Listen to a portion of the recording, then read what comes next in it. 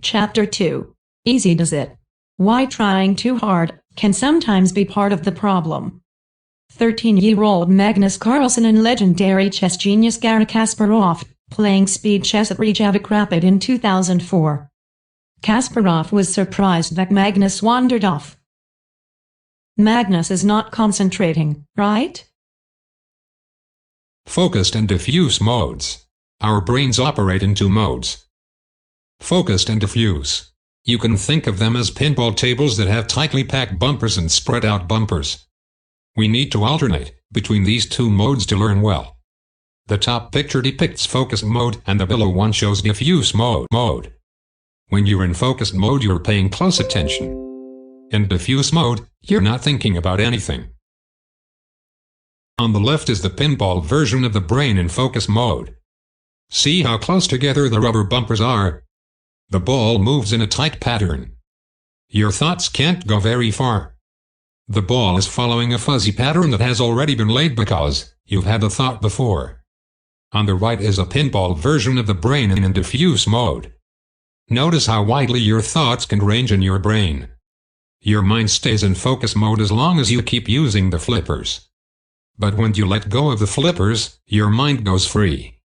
The ball drops down onto the diffuse table. To be a successful problem solver, focus first. We get stuck in problem solving when we don't first prepare our brain by focusing on the basics. Don't just dive into problem solving without studying the explanations first. You need to lay some basic trails on the focused pinball table. Kids who have problems paying attention like to imagine that their focused mode has a few extra holes in it. This may mean they have to work their mental paddles harder to get the ball back up into focused mode whenever it might fall out, but it also means they can naturally be very creative. Not a bad trade-off. Shifting modes. You shift into focused mode by focusing.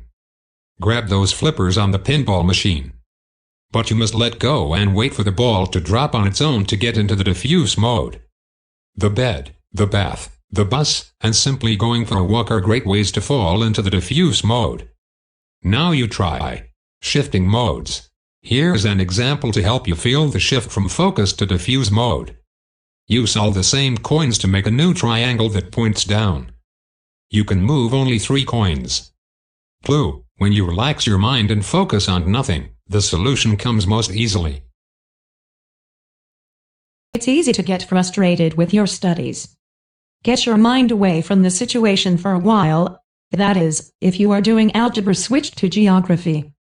While in diffuse mode, your brain is working on the problem quietly in the background. How long should you take a break? This depends on you and how much material you need to cover that day. If there's something you tend to get stuck at, start with this subject.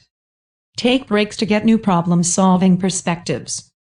We can also get stuck on a difficult problem even when we've prepared properly. In that case, be a little like the chess-playing Magnus. Wander off for a while and see what else is going on. Take a break. But come back to the game, or you'll lose for sure. Important learning tip. Don't jump to conclusions about whether or not new learning strategies work. Going back and forth between focused and diffuse modes will help you to master virtually anything, whether it's geometry, algebra, psychology, basketball, guitar, chemistry, or any other subject or hobby you're interested in learning. General diffuse mode activators. Play a sport like soccer or basketball. Jog, walk, or swim. Dance. Enjoy being a passenger in a car or bus. Ride a bike. Draw or paint. Take a bath or shower. Listen to music, especially without words. Play songs you know well on a musical instrument. Meditate or pray. Sleep. The ultimate diffuse mode. Use the below diffuse mode activators briefly as rewards. Play video games. Talk to friends. Help someone with a simple task. Read a book. Message friends. Go see a movie. Watch TV. But please do set a timer, or they can eat up too much time. Let's go back to the picture of the chess-playing 13-year-old boy. Kasparov didn't win the chess match. It was a tie. The world's best chess player couldn't defeat what appeared to be a hopelessly distracted 13-year-old. The boy, Sven Magnus Carlsen from Tonsberg, Norway, went on to become the current world chess from 2013. Surprise. Sometimes we need to lose concentration so we can think more clearly. Check your understanding.